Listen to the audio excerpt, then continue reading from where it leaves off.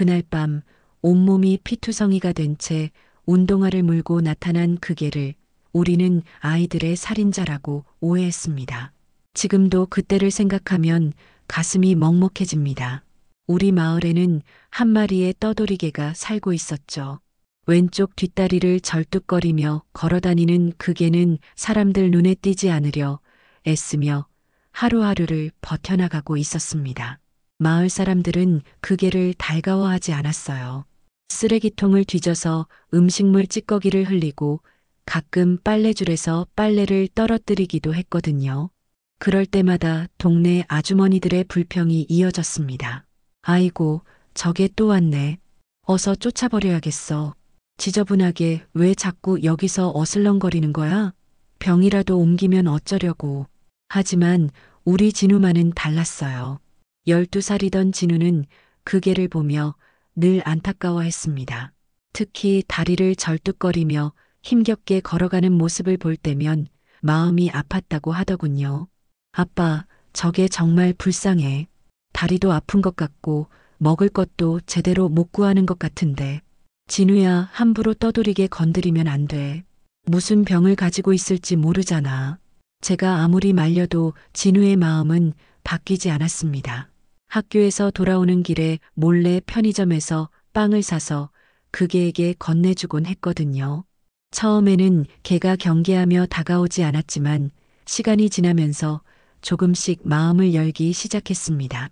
진우는 그 개에게 절뚝이라는 이름까지 지어주었어요. 매일 오후 3시면 학교 앞 골목에서 진우를 기다리는 것이 절뚝이의 일과가 되었죠. 다른 사람들이 다가오면 숨어버리지만 진우만큼은 꼬리를 살랑살랑 흔들며 반겼습니다. 절뚝아, 오늘도 왔구나? 오늘은 치킨 남은 거 가져왔어.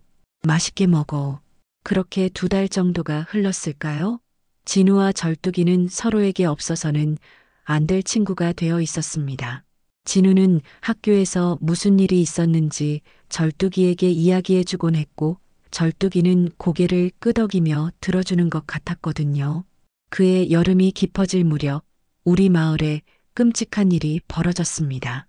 금요일 오후였죠.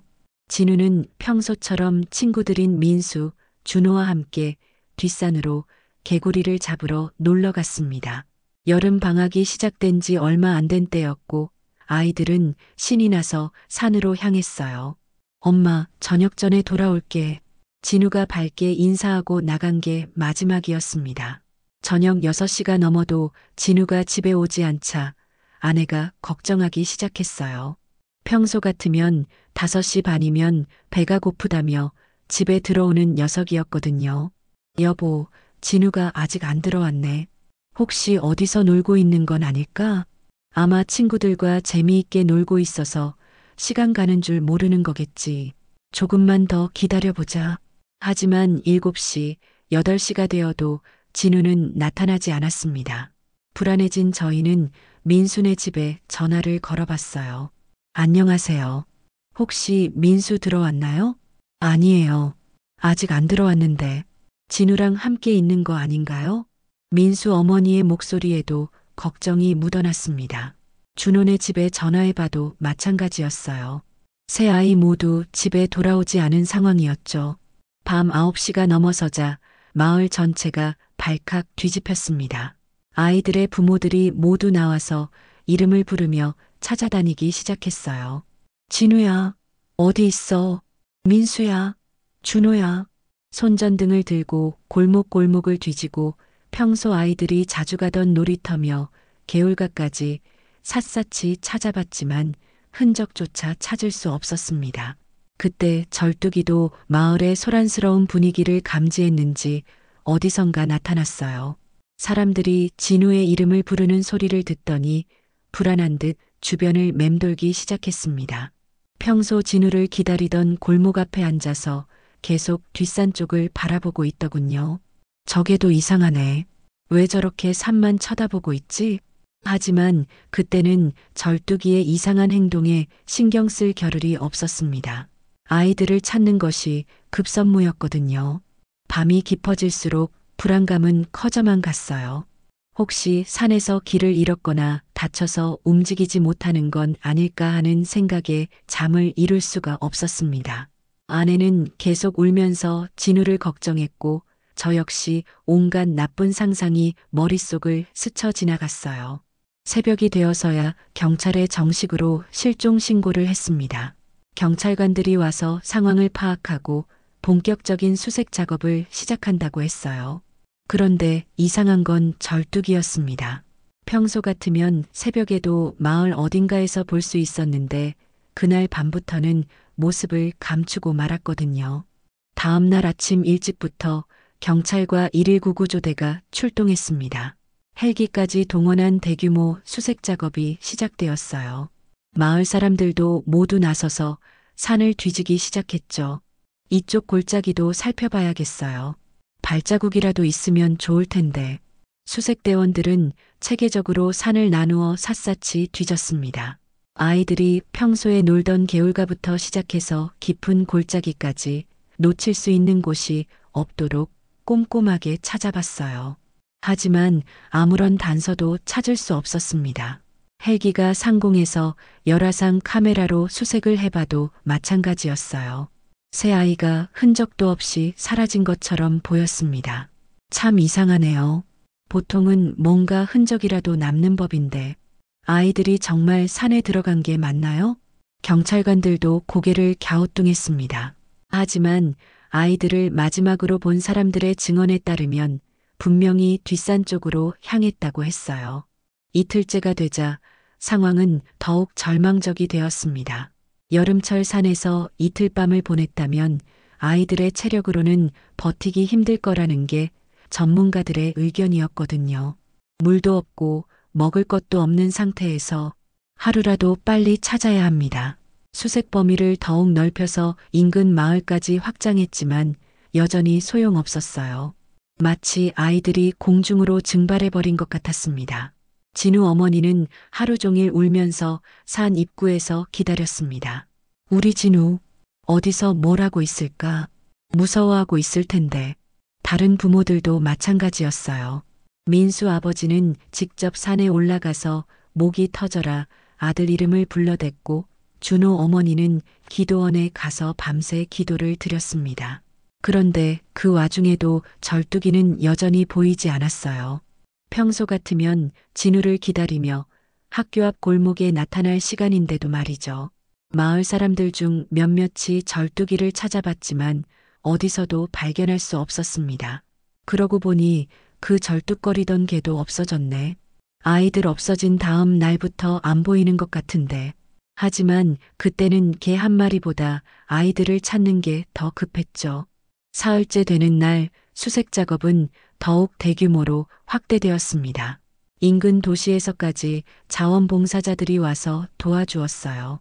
하지만 결과는 마찬가지였습니다.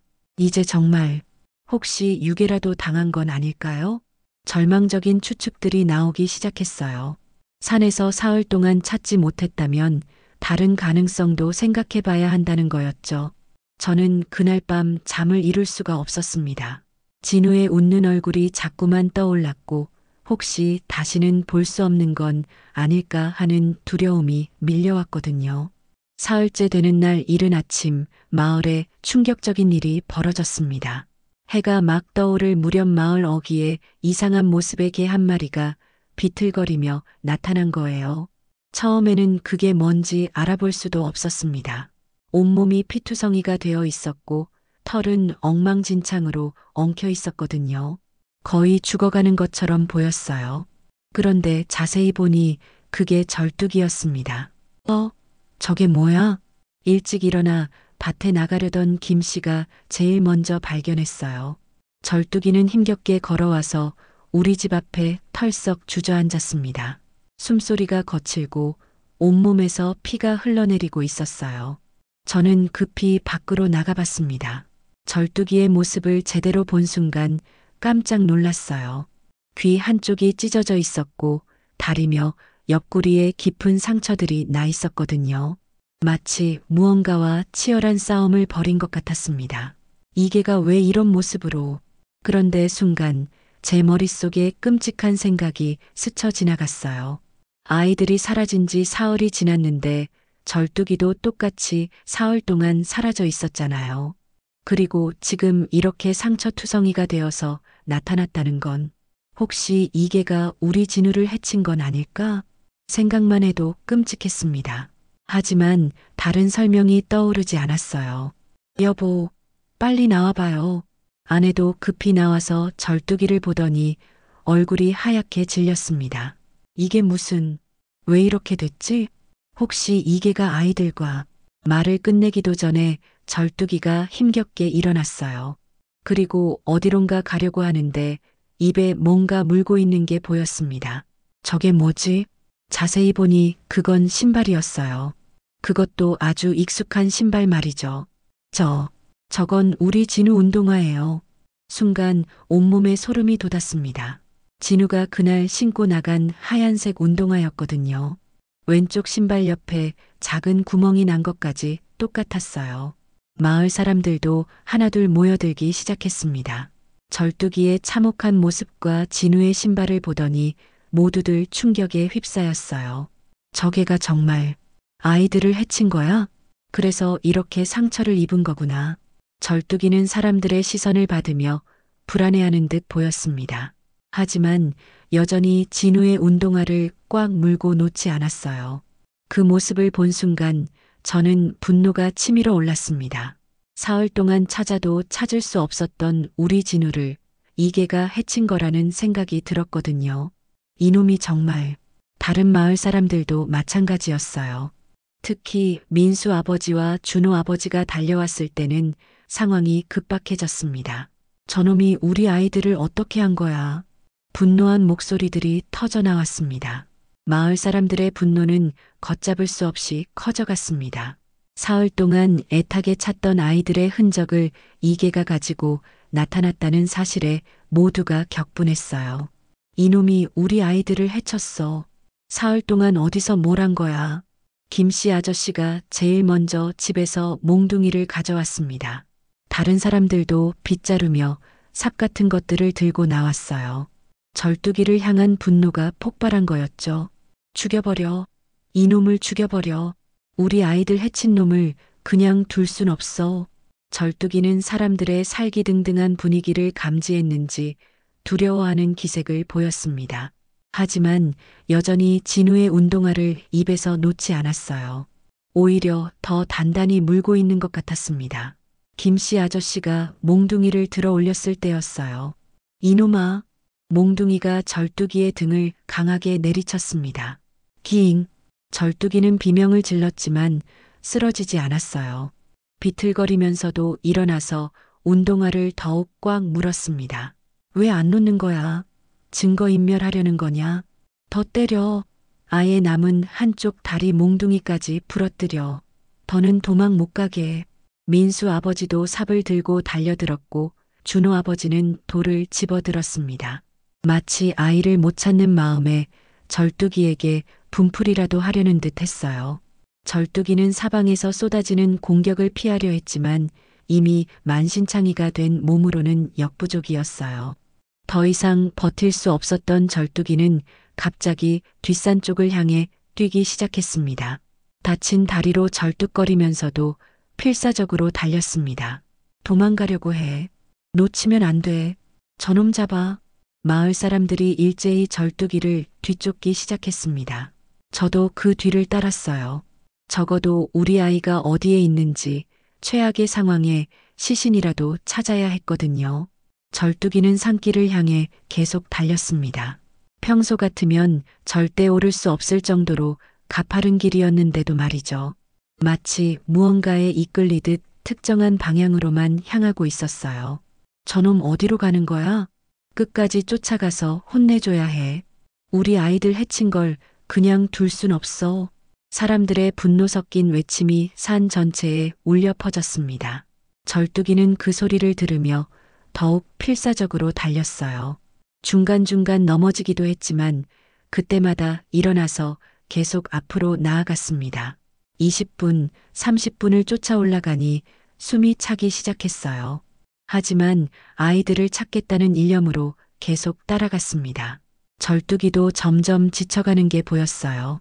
속도가 현저히 느려졌고 비틀거리는 횟수도 늘어났습니다. 그런데 절뚝이가 향하는 곳이 점점 명확해졌어요. 뒷산 중턱에 있는 절벽 근처였습니다. 그곳은 위험해서 아이들도 잘 가지 않는 곳이었는데 말이죠. 설마 저곳에 불길한 예감이 들기 시작했습니다. 30분을 쫓아 올라간 끝에 드디어 절벽 근처에 도착했습니다. 절뚝이는 더 이상 달릴 힘이 없는지 절벽 가장자리에서 멈춰 섰어요. 거친 숨을 몰아쉬면서도 여전히 진우의 운동화를 놓지 않고 있었습니다. 이제 도망갈 곳도 없지. 어서 실토해. 우리 아이들 어디 있어? 마을 사람들이 절뚝이를 에워쌌습니다. 절뚝이는 사방이 막힌 상황에서 불안해하며 절벽 쪽을 자꾸 바라봤어요. 그런데 그때 이상한 광경이 눈에 들어왔습니다. 저게 뭐야? 절벽 주변 곳곳에 개들이 쓰러져 있었어요. 한두 마리가 아니라 대여섯 마리나 되었습니다. 모두 죽어 있었는데 몸에 심각한 상처들이 나 있었어요. 들개들이네. 왜 이렇게 많이 죽어 있지? 자세히 살펴보니 분명히 들개 무리였습니다. 산에 서식하는 야생 개들 말이죠. 그런데 이들이 모두 한 곳에서 죽어 있다는 게 이상했어요. 이게 무슨 일이야? 들개들끼리 싸운 건가? 그때 절뚝이가 갑자기 절벽 가장자리로 다가가더니 아래쪽을 향해 짧게 짖었습니다. 컹, 컹. 그 소리가 절벽 아래로 울려 퍼지자 희미하게 들리는 소리가 있었어요. 도와주세요. 처음에는 바람 소리인 줄 알았습니다. 하지만 귀를 기울여 보니 분명히 사람 목소리였어요. 지금 뭔가 들렸는데 저 아래서 소리가 나는 것 같은데? 모두들 절벽 가장자리로 다가가서 아래를 내려다봤습니다. 절벽은 거의 수직으로 떨어져 있었고 아래쪽은 잘 보이지 않았어요. 아빠, 이번에는 더 선명하게 들렸습니다. 그것도 아주 익숙한 목소리였어요. 진우야, 진우야. 저는 미친 듯이 진우의 이름을 불렀습니다. 다른 부모들도 마찬가지였어요. 민수야, 준호야. 절벽 아래에서 약한 목소리들이 들려왔습니다. 아빠, 여기 있어요. 도와주세요. 아이들이 살아 있었어요. 절벽 아래 어딘가에 있다는 걸 확인하는 순간 모든 사람들이 기쁨의 환호를 질렀습니다. 살았어. 우리 아이가 살아있다고. 얼른 119에 연락하고 자네는 줄 좀 가지고 와. 조금만 기다려. 우리가 꼭 꺼내줄게. 마을 사람들은 아이들을 꺼내기 위한 준비를 했어요. 누군가는 119에 연락을 하고 누군가는 장비를 가지러 다시 집으로 내려가고 누군가는 아이들이 먹을 물과 옷 등을 챙기러 산을 내려갔어요. 그때 절뚝이가 다시 한번 짖었어요. 마치 자신이 아이들을 찾아냈다는 듯이 말이죠. 그리고 나서 운동화를 조심스럽게 땅에 내려놓았습니다. 순간 모든 상황이 달리 보이기 시작했어요. 절벽 주변에 죽어있는 들개들, 상처투성이가 된 절뚝이, 그리고 절벽 아래에 있는 아이들. 설마 이 개가 혼자서 진실이 서서히 드러나고 있었습니다. 절뚝이는 아이들을 해친 게 아니라 오히려 구하려고 했던 거였어요. 급히 밧줄을 구해서 절벽 아래로 내려간 저는 믿을 수 없는 광경을 목격했습니다. 절벽 아래 작은 동굴에 진우와 민수, 준호가 탈수 상태로 쓰러져 있었어요. 다행히 모두 의식은 있었지만 몹시 지쳐 보였습니다. 진우야, 괜찮아? 아빠, 진우가 힘없는 목소리로 대답했어요. 입술이 바짝 마르고 얼굴이 창백했지만 살아있다는 것만으로도 감사했습니다. 무슨 일이 있었던 거야? 여기서 사흘 동안 뭘 한 거야? 아빠, 들개들이 쫓아왔어요. 진우가 떨리는 목소리로 말하기 시작했습니다. 개구리를 잡으러 산 깊은 곳으로 들어갔는데 갑자기 들개 무리가 나타났어요. 처음에는 한두 마리였는데 점점 더 많아졌어요. 민수가 이어서 말했습니다. 무서워서 도망쳤는데 계속 쫓아왔어요. 그래서 절벽까지 올라왔는데 발을 헛디뎌서 떨어졌어요. 준호의 설명을 들으니 상황이 그려졌어요. 아이들이 들개들에게 쫓겨서 절벽 위까지 올라갔다가 어쩔 수 없이 아래로 떨어진 거였죠. 그런데 어떻게 사흘 동안 여기서 물은 저기 틈새에서 나오는 걸 마셔도 되었어요. 그런데 먹을 게 없어서 그때 진우가 중요한 말을 했습니다. 아빠, 그런데 절뚝이가 왔었어요. 뭐라고? 이틀째 되는 날 새벽에 절뚝이가 나타났어요. 위에서 들개들이랑 싸우는 소리가 났어요. 민수도 고개를 끄덕이며 말했습니다. 정말 무서웠어요. 짖는 소리랑 으르렁거리는 소리가 몇 시간 동안 계속됐어요. 그러다가 조용해지더니 절뚝이가 여기로 내려왔어요. 진우의 눈에 눈물이 맺혔습니다. 절뚝이가 저한테 다가와서 내 신발을 물더라고요. 그리고 위로 올라가려고 했는데 너무 다쳐서 올라가지도 못했어요. 준호가 떨리는 목소리로 말했습니다. 온몸에 피가 흘러서 정말 심하게 다쳤는데도 계속 우리를 구하려고 했어요. 그러다가 어제 새벽에 간신히 위로 올라갔어요. 도움을 청하러 간 것 같았어요. 모든 퍼즐이 맞춰지기 시작했습니다. 절뚝이는 아이들이 실종됐다는 소식을 듣고 혼자 찾으러 나섰던 거예요. 그리고 들개 무리와 마주쳐서 사흘 동안 혼자 싸워가며 아이들을 지켜낸 거였습니다. 마지막에는 진우의 신발을 증거로 가져가서 사람들에게 도움을 요청한 거였죠. 우리가 그 의미를 전혀 알아차리지 못했을 뿐이었습니다. 절뚝이가 우리를 구해준 거예요. 진우의 말에 가슴이 먹먹해졌습니다. 우리가 오해했던 그 개가 실제로는 목숨을 걸고 아이들을 구한 영웅이었던 거예요. 급히 아이들을 구조해서 위로 올라갔을 때 절뚝이는 그 모습을 보고 있었습니다. 마지막 힘을 다해 진우에게 천천히 다가왔어요. 절뚝아. 진우가 절뚝이를 안으려고 했을 때 절뚝이는 조용히 눈을 감았습니다. 마지막까지 진우를 지켜낸 채로 말이죠.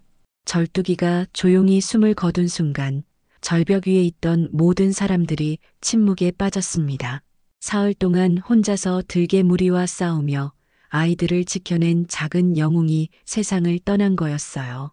절뚝아, 절뚝아. 진우가 절뚝이를 껴안고 울기 시작했습니다. 다른 아이들도 어른들도 모두 눈물을 흘렸어요. 우리가 그토록 오해했던 그 개가 실제로는 우리 아이들의 생명의 은인이었다는 사실에 가슴이 미어지는 것 같았습니다. 우리가 얼마나 잘못 생각했는지 김씨 아저씨가 몽둥이를 떨어뜨리며 고개를 숙였습니다. 절뚝이를 때렸던 것을 후회하는 마음이 얼굴에 그대로 드러났어요. 미안하다. 정말 미안하다. 다른 사람들도 마찬가지였습니다. 절뚝이에게 돌을 던지고 쫓아왔던 자신들의 행동을 깊이 뉘우쳤어요. 그날 저녁 마을 사람들이 모두 모여서 회의를 했습니다. 절뚝이를 어떻게 기릴 것인지에 대한 이야기였어요. 이 개는 우리 마을의 영웅입니다. 동상을 세워서라도 기려야 해요. 아이들이 절뚝이의 희생을 잊지 않도록 해야겠어요. 모든 사람들이 동의했습니다. 평소에는 떠돌이개라며 멸시했던 절뚝이를 이제는 마을의 영웅으로 기리기로 한 거였어요. 한 달 후 마을 중앙공원에 작은 동상이 세워졌습니다. 절뚝이의 동상이었죠. 동상 밑에는 이런 글귀가 새겨져 있었어요. 충견 절뚝이 마이너스 우리의 영웅을 기리며. 제막식 날에는 온 마을 사람들이 모였습니다. 진우와 민수, 준호도 꽃을 들고 나왔어요. 절뚝아, 고마워. 정말 고마워. 진우가 동상 앞에 꽃을 놓으며 말했습니다. 너 때문에 우리가 살았어. 이제 우리 마을의 영웅이 됐어. 그날부터 진우는 매일 학교가 끝나고 오는 길에 동상 앞에 들르는 것이 일과가 되었습니다. 과자 한 개씩을 놓고 동상을 쓰다듬으며 하루 있었던 일들을 이야기해주곤 했어요. 절뚝아, 오늘 수학시험 100점 맞았어. 너도 기뻐하지? 오늘은 비가 와서 걱정했는데 동상이 비를 안 맞게 지붕을 만들어줬어. 몇 달이 지나자 다른 아이들도 하나둘 동상 앞에 들르기 시작했습니다. 절뚝이의 이야기가 마을 전체에 알려지면서 모든 사람들이 그 작은 영웅을 기억하게 된 거예요. 어른들도 마찬가지였습니다. 동상 앞을 지날 때마다 고개를 숙여 인사를 드렸고 가끔씩 꽃이나 간식을 놓고 가기도 했어요. 1년이 지난 지금도 진우는 여전히 매일 동상 앞에 들립니다. 이제는 중학생이 된 진우지만 절뚝이에 대한 마음은 변하지 않았어요.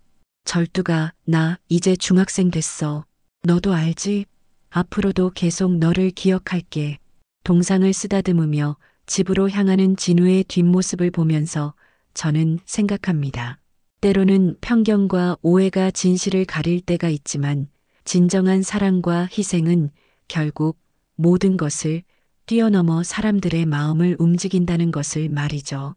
절뚝이는 비록 세상을 떠났지만 우리 마을 사람들의 마음 속에서는 영원히 살아있을 것입니다.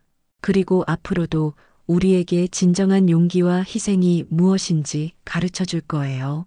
오늘의 이야기가 여러분의 마음에 작은 울림이 되었기를 바랍니다. 우리 주변의 작은 존재들에게도 따뜻한 관심을 가져보시길 바라며 지금까지 오늘도 뽀라보세였습니다. 감사합니다.